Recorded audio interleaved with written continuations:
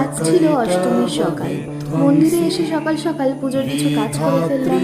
তারপরে সবাই মিলে অঞ্জলি দিচ্ছিল। সবার সাথে একসাথে দিয়ে অঞ্জলি।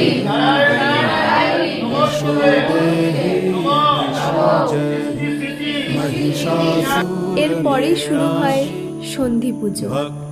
সন্ধি কথাটির অর্থ হলো মেলবন্ধন। অষ্টমী তিথির শেষের 24 মিনিট এবং নবমী তিথির শুরুর 24 মিনিটকে একসাথে করে এই 48 মিনিটে সন্ধি পুজো সম্পন্ন করা হয়। এই সময় মা দুর্গা চামুণ্ডা রূপ ধারণ করে চণ্ড এবং মুণ্ড নামক দুই অসুরকে বধ করেন এবং এই কারণেই এই সময় শক্তির আরাধনা করা হয়। চণ্ডমুণ্ড বিনাশিনী রূপং দেহি জয়ং